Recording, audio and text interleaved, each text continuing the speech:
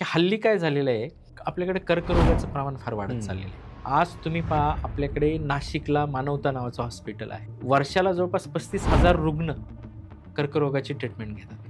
टाटाचं memorial cancer research hospital आहे मुंबईला, number लागत नाही. म्हणजे आज जर तुम्ही पाहिलं तर पर्यावरण, त्यानंतर आजचे विद्यार्थी आणि शेतकरी हे तिन्ही फार महत्त्वाचे आहेत. आपण जर पाहिलं की देशाचा जर विकास करायचा असेल तर ह्या तिन्ही गोष्टी फार महत्त्वाच्या आहेत. ज्या आळीवर केमिकल मारलेले आहे ती मरून पडलेली, आणि ती आळी जर चिमणीने खाली तर ती विषबाधा चिमणी लावून चिमणी मारते.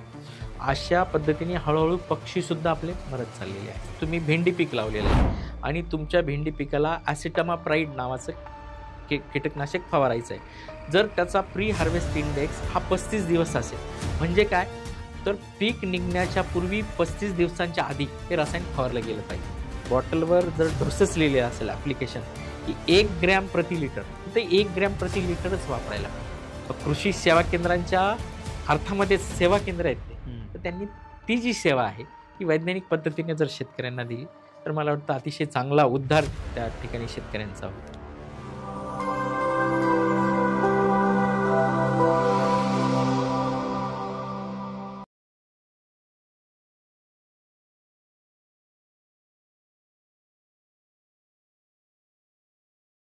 खूप लोकांच्या मनात हा प्रश्न आहे की आता शेतकऱ्यांची पुढची पिढी शिकली, नोकरी करायला सिटीमध्ये गेली, मुंबईत पुण्यात असली किंवा बाजूची, आणि त्यांना असं ते पेपरमध्ये वाचून किंवा सोशल मीडियामध्ये वाचून असं वाटतं की सेंद्रिय शेती किंवा विषमुक्त शेतीची फळं आपण खायला पाहिजे किंवा ते पीक आपण खायला पाहिजे. पण त्यांच्या मनात असं कुठेतरी प्रश्न येतो की आपली घरी शेती आहे किंवा गावाला शेती आहे आणि एवढी शेती असून आपल्याला सुद्धा ते खायला मिळत नाही, किंवा पिकवणारा जो शेतकरी कदाचित त्याच्या पण मुलांना समजा डाळिंब पिकवतात तर रासायनिक खतं नसलेलं किंवा सेंद्रिय डाळिंब खायला मिळतं का, हा मला प्रश्न आहे. आणि त्याच्यासाठी काय करायला पाहिजे? तुम्ही अतिशय चांगला प्रश्न विचारला. कारण आज जर पाहिलं तर आता मी बरेच दिवस, म्हणजे आठवड्यातले 3 दिवस संगमनेर, बाकीचे दिवस कुठं पुणे असेल, मुंबई असेल, दिल्ली, असं फिरावं लागतं. तर बऱ्याच वेळा प्रश्न पडतो. आणि शेतकऱ्यांची आज जर तुम्ही पाहिलं तर जे IT कंपनी असतील किंवा सगळीकडेच आज शेतकऱ्यांची मुलं आहेत, तर तो फार म्हणजे ते कुठेतरी लागतं की अरे आपण आपल्याकडं शेतीत पिकवताना आपण अतिशय कवडी मोल भावाने देतो, पण हे जर आपल्याला पाहिजे असेल तर हे फार महाग घ्यावं लागतं. आणि तरी त्याची क्वालिटी आहे की नाही, आणि शिवाय त्याची क्वालिटी कसं पिकवलेलं असेल आपल्याला काही माहित नाही, त्याच्यावर काय रसायनं वापरलेले असतील हे माहित नाही. पण याच्यासाठी एक चांगला पर्याय आता निघालेला आहे की टेरेस गार्डनिंग नावाचा एक प्रकार आहे, की म्हणजे तुम्ही तुमच्या टेरेसमध्ये वेगवेगळ्या कुंड्या आणून तुम्ही भाजीपाला किंवा वेगवेगळ्या प्रकारचे छोटी छोटी जी फळं पिकं आहेत ते तुम्ही पिकवू शकतात. किंवा व्हर्टिकल फार्मिंगचा अतिशय चांगला पर्याय आहे.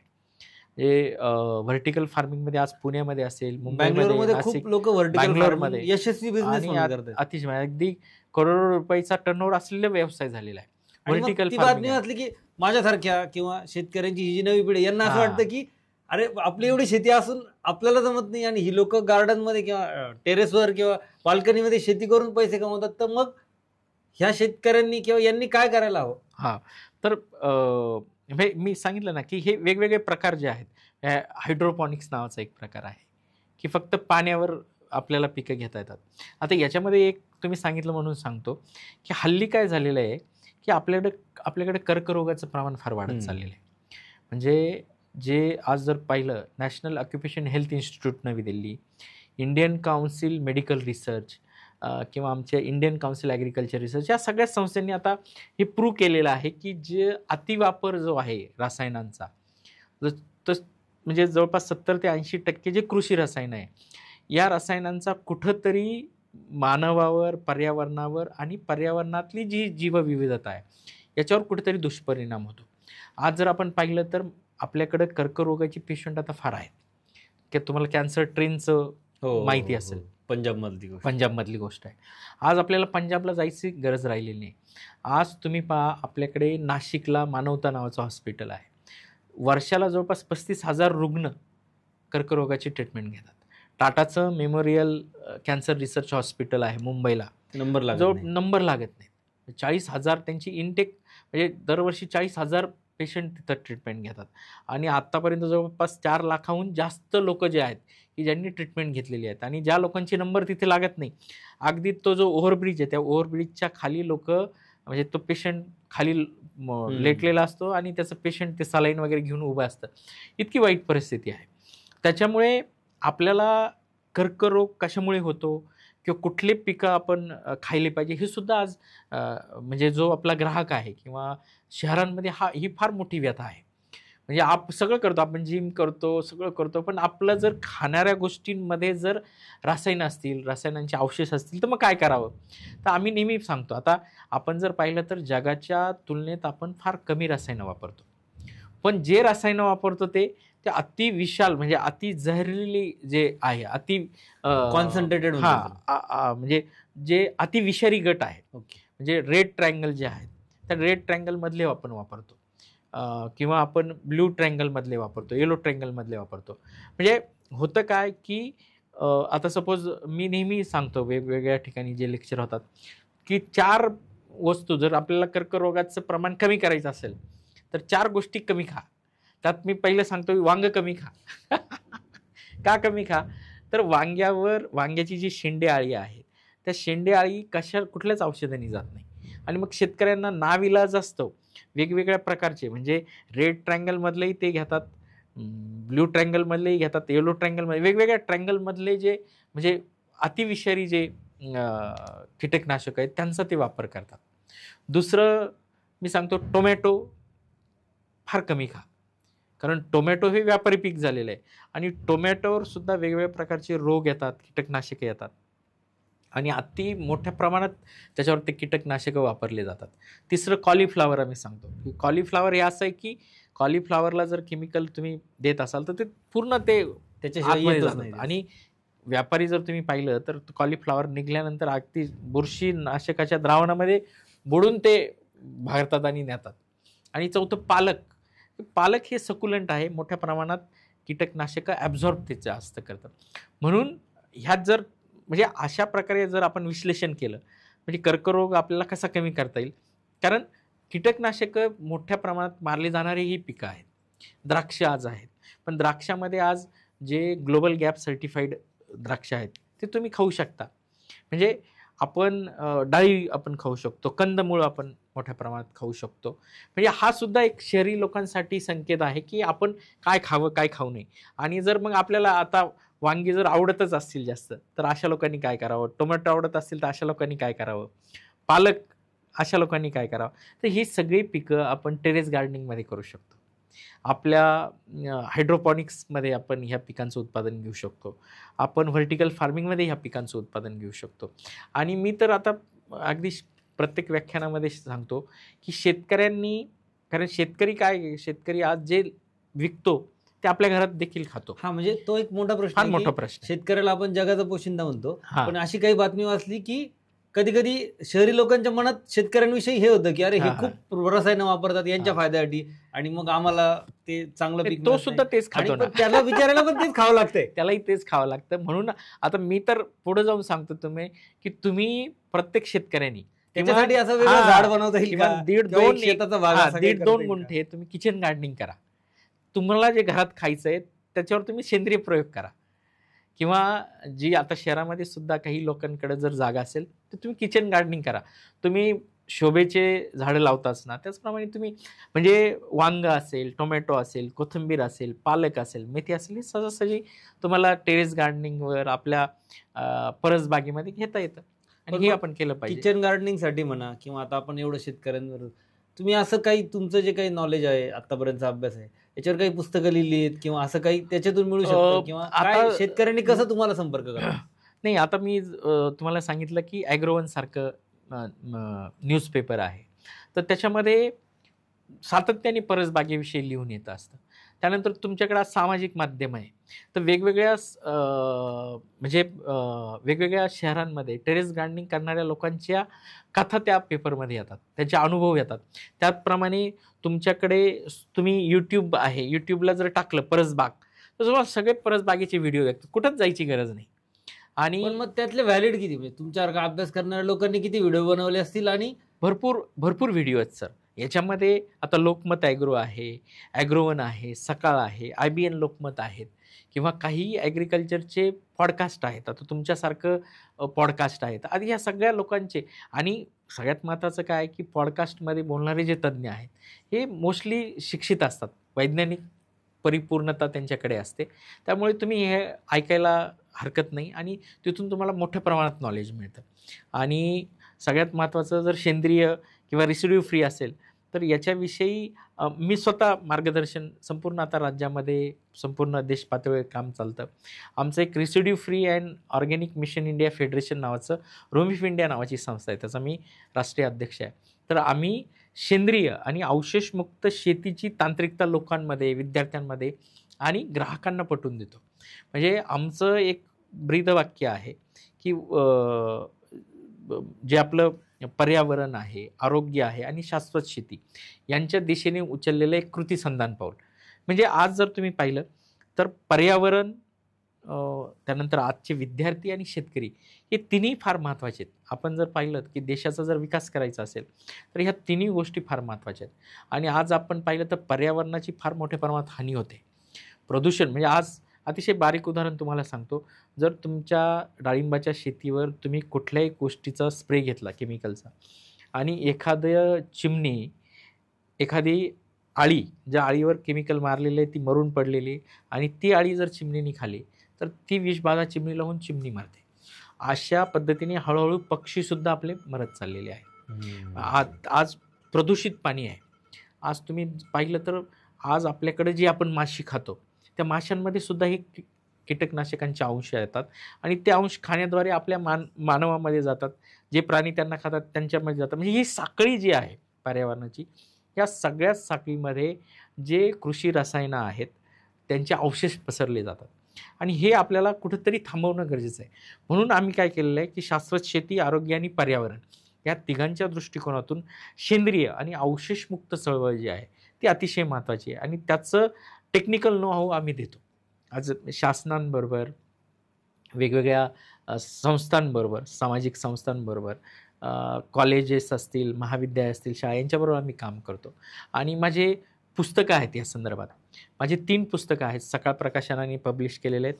एक पुस्तक आहे तांत्रिक दृष्टिकोनातून सेंद्रिय शेती, दुसरं सेंद्रिय शेती मानके आणि प्रमाणीकरण, तिसरं झिरो रेसिड्यू म्हणजे अवशेषमुक्त शेती कशी करावी या संदर्भात. आणि माझे पॉडकास्ट आहेत, यूट्यूबला वेगवेगळे जे व्याख्यानं होतात ते आपण त्या ठिकाणी टाकलेले आहेत. ॲग्रोवनला माझं ॲग्रोवनचं मी लेखक आहे. वेगवेगळे स्तंभलेख सेंद्रिय शेती किंवा अवशेषमुक्त शेतीचे माझे येत असतात. तर त्या संदर्भात मी उपलब्ध होईल किंवा जर या संदर्भात अजून काही मार्गदर्शन असेल तर आपण लोकांना, जे तज्ज्ञ लोक आहेत त्यांच्यापर्यंत पोहोचवायला नक्कीच मदत करूया. आणि खरंच झिरो रेसिड्यू किंवा 100% विषमुक्त शेती शक्य आहे का? हो, आणि प्रॅक्टिकली पॉसिबल आहे? नक्की. आता अवशेषमुक्त शेती म्हणजे काय, तर तुम्हाला अवशेषमुक्त शेतीमध्ये तुम्हाला रासायनिक खतं वापरता येतात, तुम्हाला रासायनिक कीटकनाशकं, बुरशीनाशकं वापरता येतात. पण याच्यामध्ये कसं आहे की लेबल क्लेम नावाचा घटक असतो. म्हणजे मी जे तुम्हाला सांगितलं पूर्वी की कीटकनाशकांवर ट्रायंगल असतात, तर किती विषारी हे दाखवणारे ट्रायंगल असतात. तसंच प्रत्येक कीटकनाशकाला लेबल क्लेम असतो. त्या लेबल क्लेमवर त्याचे किती विषारीपणा आहे हे दिलेलं असतं. दुसरं त्याचा PHI असतो. आता PHI म्हणजे काय, तर प्री हार्वेस्ट इंटरव्हल. म्हणजे सपोज तुम्ही भेंडी पीक लावलेलं आहे आणि तुमच्या भेंडी पिकाला ॲसिटामाप्राइड नावाचं कीटकनाशक फवारायचं आहे. जर त्याचा प्री हार्वेस्ट इंडेक्स हा 35 दिवस असेल, म्हणजे काय, तर पीक निघण्याच्या पूर्वी 35 दिवसांच्या आधी ते रसायन फवारलं गेलं पाहिजे. म्हणजे ज्याच्यामध्ये 35 दिवसानंतर त्याच्यामध्ये कुठलाही अवशेष त्या पिकामध्ये राहणार नाही, ते अवशेषमुक्त पीक मिळेल. आज आपल्या भारतामधून मोठ्या प्रमाणात जे द्राक्ष निर्यात होत आहेत, डाळिंब निर्यात होते किंवा वेगवेगळ्या प्रकारचा भाजीपाला निर्यात होतो, हे सगळे अवशेषमुक्त शेतीचेच उत्पादनं आहेत. आणि दुसरं याच्यामध्ये आहे MRL, मॅक्झिमम रेसिड्यू लिमिट. आता मॅक्झिमम रेसिड्यू लिमिट म्हणजे काय, जर त्या लेबल क्लेमवर, बॉटलवर जर डोसेस लिहिलेलं असेल ॲप्लिकेशन की 1 ग्रॅम प्रति लिटर, तर ते 1 ग्रॅम प्रति लिटरच वापरायला पाहिजे. त्याचा अर्थ असा आहे की 1 ग्रॅम प्रति लिटर म्हणजे 1 ग्रॅम जर हे वापरलं तर हे प्राणी मात्रांना, पर्यावरणाला, लहान बालकांना, वयोवृद्ध लोकांना, त्याचप्रमाणे गर्भवती मातांना हे सहनशील आहे. त्याची बऱ्याचदा आपल्याकडे असं असतं की भाजीवाल्याला आपण म्हणतो अजून थोडी टाक, तर हा. ते एक झाकण टाकले की अजून थोडंसं त्याने काय होतं रे, तो- एवढं रे काय हा, फरक पडणार. त्याच्यामुळेच हे रेसिड्यू वाढतात. म्हणजे त्याचंच वैज्ञानिक नॉलेज जे आहे ना ते दिलं पाहिजे. कारण आपण काय म्हणतो की नाही आता एवढं आहे ना, आपण अजून थोडं जास्त हा, घेऊ थोडं म्हणजे काय- रिझल्ट हा. चांगला येईल. पण तो रिझल्ट येण्यापेक्षा त्याच्यामुळे होणारे दुष्परिणाम दुष्परिणाम फार जास्त. मोठे आहेत. म्हणून याचं आपण भान बाळगलं पाहिजे आणि जास्तीत जास्त आपण अवशेषमुक्त शेती, सेंद्रिय शेती ही दुसरी पायरी आहे, पण पहिली पायरी ही अवशेषमुक्त शेती. म्हणजे तुम्ही रसायन वगैरे वापरा, पण त्याचा दुष्परिणाम त्याचं होईल त्याचं आपण म्हणतो ना होऊ लिमिट, नये म्हणून काळजी घ्यायची. मर्यादा ज्या आहेत त्या मर्यादा पाळल्या पाहिजे. पण कुठलीही गोष्ट मर्यादेपेक्षा जास्त झाली की ती विष तयार होतं असं आपण म्हणतो. आणि आता परिस्थिती जी आहे, परिस्थिती ती आहे. जाता जाता तुम्हाला एक सांगतो की 18व्या दशकामध्ये साधारणतः लॉ ऑफ इनहेरिटन्स आला. लमार्क नावाचा एक शास्त्रज्ञ होता, त्यांनी हा लॉ ऑफ इनहेरिटन्स शोधला. आता लॉ ऑफ इनहेरिटन्स म्हणजे काय, तर जशा तुमच्या पिढ्या बदलत जातील, वंशवाद ज्याला आपण म्हणतो, की तसं म्हणजे पूर्वी त्याच्यामध्ये लमार्क असं म्हणतो की पूर्वी माणूस हा आहे हा अतिशय मोठा होता, त्याच्या हाताला मोठमोठे नखं होती, कदाचित त्याला शिंगही असतील, त्याच्या अंगावर केस मोठ्या प्रमाणात होती, पण ज्या ज्या गोष्टींचा वापर त्याने केला नाही त्या त्या गोष्टी गळून पडल्या. तो सिव्हिलाइज झाला तसं सिव्हिल हा. त्याचप्रमाणे त्यांचं असं म्हणणं होतं की पूर्वी फार मोठमोठे साप होते, ॲनाकोंडा सारखे साप होते, आज साप छोटे झाले. पूर्वी डायनासोर सारखे म्हणजे पालीवर्गीय आपण जर आज पाल छोटे आहेत, पूर्वी हे डायनासोर फार मोठे होते. किंवा जबड्याची साईज हा. कमी आता अक्कल दाढी येतच नाही, हा, किंवा काढून हा, टाकायला लागते. तुमच्या भाषेमध्ये. तर हे कशामुळे झालं, ते परिवर्तन घडत चाललं, परिस्थितीनुसार ते बदलत चाललंय. वंश जसं आपल्या पिढ्या पुढे पुढे सरकत चालल्या तसं त्याच्यामध्ये बदल होत गेला आणि ज्या गोष्टी वापरल्या नाही प्राणी मात्रांनी मानवानी त्या गळून पडल्या.